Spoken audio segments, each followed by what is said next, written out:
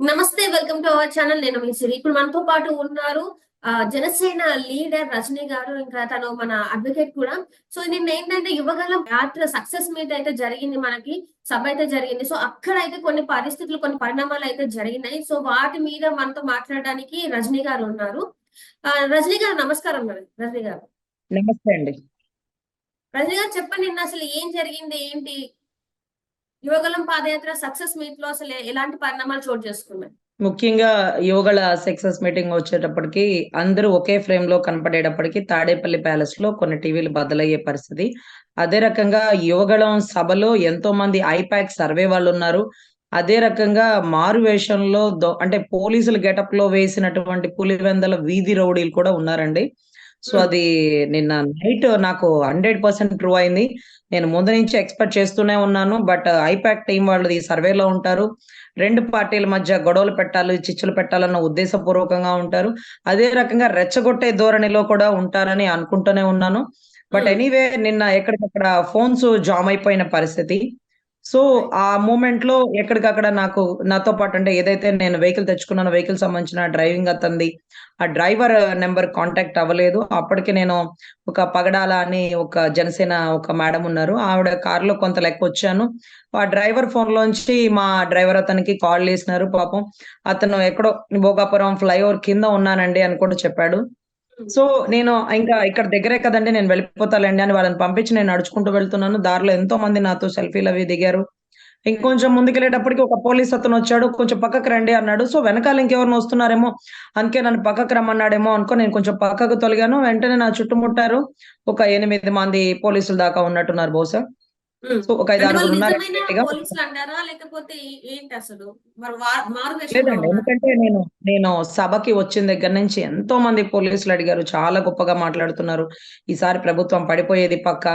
తర్వాత మీరు చాలా డేర్‌గా ఉంటారు. మీవి రెగ్యులర్‌గా నేను వీడియోస్ చూస్తాను అని చెప్తూనే ఉన్నారు. చాలా మంది అరౌండ్ ఒక 30 నంబర్స్ వరకు నాకు చాలా రెస్పాండ్ అయ్యారండి. నన్ను చూసి గుర్తుపట్టి అప్రిషియేట్ చేసి. మరి వీళ్ళు పోలీసులా అంటే వీళ్ళు మాట్లాడిన విధానం ఒక ఒక మనిషి పక్కకు తొలగమన్నాడు. చుట్టుపక్కల ఒక 6, 7 వచ్చి చుట్టుముట్టారు. అసలు గొడ్డలెక్కడ పోతే నీకెందుకు? గొడ్డల గురించి నువ్వెందుకు మాట్లాడుతున్నావు? అదే రకంగా నీ స్థాయికి నువ్వు జగన్ గురించి మాట్లాడతావా? లేకపోతే ఇంకొకటేంటంటే ఏది మీ ప్రభుత్వం గెలిచిద్దని విర్రవీగుతున్నారా? మీకొచ్చే సీట్లెన్ని? తర్వాత మీ పరిస్థితేంటి? మీ బతుకేంటి? అంటూ చాలా అసభ్య పదజాలం వాడారండి. So, whatever it may be ఒకటి వాళ్ళు పులివెందులోళ్ళు.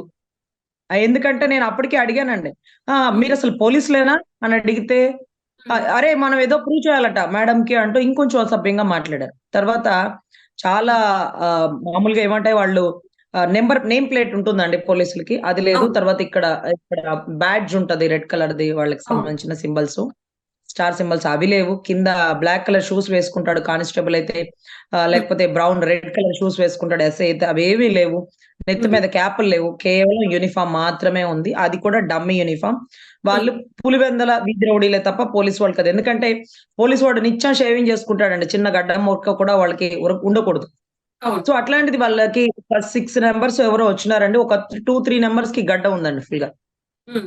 సో, వాళ్ళు స్టైల్ గడ్డాలు అవన్నీ ఉన్నాయి. వాళ్ళని చూస్తే కూడా నేను ఈజీగా గుర్తుపట్టగలుగుతాను. ఎందుకంటే నేను అంత ఇదిగా వాళ్ళని ఒక 5 మినిట్స్ కన్వర్జేషన్ జరిగింది. వాళ్ళొకటనడం, నేనొకటనడం. ఎక్కడ అయితే భయపడలేదండి. ఎందుకంటే మా అధినాయకుడు మాకు చెప్పిందొకటే. హ్మ్. బలమైన పార్టీ మనది. పోరాడే పటిమ ఉన్న పార్టీ. భయపడకూడదు. ఎంత దూరమైనా పోరాడాలా. ప్రజాస్వామ్యాన్ని కాపాడడంలో ప్రాణాలకు సైతం మనం ముందు పెట్టి నిలబడి పని చేయాలనేది. So, whatever it may B అదే టైంకి ఇచ్చాపురం నుంచి వెళ్ళే దాసరికి సంబంధించిన ఎవరో యూత్ ఉన్నారండి పిల్లలు. వాళ్ళు మేడం ఒక సెల్ఫీ మేడం ఇది అయిపోయాక దిగుతామన్నారు. వెంటనే నేను నా చేతిలో ఉండే ఫోన్ లాక్కొని వాళ్ళు స్విచ్ ఆఫ్ చేసేయడం జరిగిందండి. ఆ ఫోన్ తీసుకొని నేను వెంటనే హ్మ్. వాళ్ళ వైపు వెళ్లి వాళ్ళకి సెల్ఫీ దిగి వెనక్కొచ్చే లోపల వెనక నుంచి వెనకే ఒక బండి మీద ముగ్గురెక్కి అటు బ్యాక్ సైడ్ నుంచి అటు వెళ్ళిపోయారు. బట్ హ్మ్. ఎనీవే అంటే మిమ్మల్ని అది భయపెట్టే ప్రయత్నం చేసారా వాళ్ళు? అసలు అంటే మీరు భయపడతారని అనుకున్నారా వాళ్ళు? ఇలాంటివి చేస్తే భయపడిపోతారు అని చెప్పేసి అనుకున్నారా? ఏంటసలు? వాళ్ళ ఉద్దేశ్యం ఒక ఇంటి ఏమై మీద ఉంటది? నింపదలుచుకున్నారు. దలుచుకున్నారు. ప్రభుత్వం మా ప్రభుత్వం అనే దాన్ని పడగొట్టడం మీ వల్ల కాదు. హ్మ్. మేము ఆల్రెడీ సిద్ధమైపోయినాం. పులివెందుల్లో ఓడించాలంటున్నావా నువ్వు? పులివెందులంటే ఏమనుకున్నావు? హ్మ్. వివేకానంద రెడ్డి గారికి ఏ గతి పట్టిందో తెలుసు కదా! గండ్రగొడ్డల గురించి నువ్వు అడుగుతావా? నీకు కావాలా గొడ్డలి వాడమంటావా నీ మీద అంటూ బెదిరించారే కానీ నా మీద మ్యాన్ హ్యాండ్లింగ్ చేయలేదు.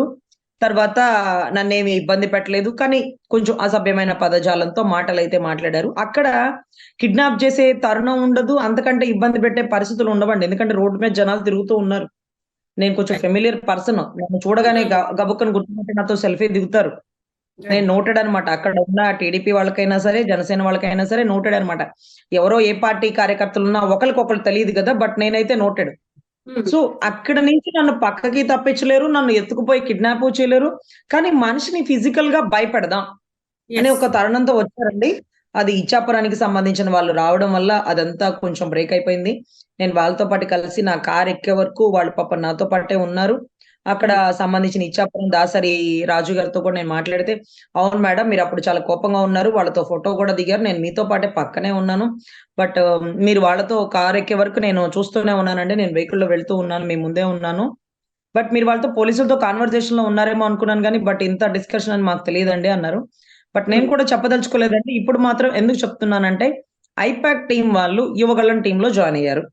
ఐపాక్ టీం వాళ్ళకి సంబంధించి పులివెందల వీధి రోడీలు యూనిఫామ్లు వేసుకొని జనజీవన సంచారాన్ని లేకపోతే జన సైన్యాన్ని బెదిరించే ప్రయత్నాలు చేస్తున్నారు. వాళ్ళకి చెప్తున్నాం అవి చెల్లవు. గొడ్డల గురించి మేము అడగల, సిబిఐ వాళ్ళు అడిగారు, వాళ్ళకి చెప్పండి సమాధానం. వివేకానంద రెడ్డి గారిని చంపిన వాళ్ళు ఎవరో గుమ్మడికాయ దొంగ అంటే భుజాలు తడుముకున్నట్టు మీరెందుకు భయపడుతున్నారు? సాక్ష్యానికి చెప్పడానికి వెళ్ళేవాడు యాంటిసిపేటరీ బెయిల్ ఎందుకు చెప్తున్నాడు? ప్రపంచానికి తెలియక ముందు గౌరవ్ జగన్మోహన్ రెడ్డి గారికి తెలుసు అని చెప్పింది సిబిఐనో, మేము అధికార పార్టీ ప్రతిపక్ష పార్టీలు ఎవరు కాదు, సిబిఐ చెప్పింది మీ అందరికి ముందుగానే తెలుసని. సో మీరు వాళ్ళతో పోట్లాడండి, వాళ్ళతో మాట్లాడండి. ఒక గొంతు పొడి చేసినంత మాత్రాన, ఒక గొంతు మూగపోయినంత మాత్రాన పాట ఆగదు కదండి. ఈ రోజు ఉద్యమం అంటే ఒక మనిషి చనిపోతే ఉద్యమం ఆగిపోతుందా? స్వాతంత్రోద్యమంలో ఎంతమంది చనిపోయారు? చివరాఖరికి కర్ర పట్టుకున్నది మహాత్మా గాంధీ గారు. అలాగే నేను పోయినంత మాత్రాన, ఇంకొకరిని చంపేసినంత మాత్రాన ఉద్యమాలు ఆగు. ఎంతో మందిని చంపుతాడు, నరమేయడం జరుగుతుంది ఎలక్షన్ కి ముందని బెదిరిస్తున్నాడు.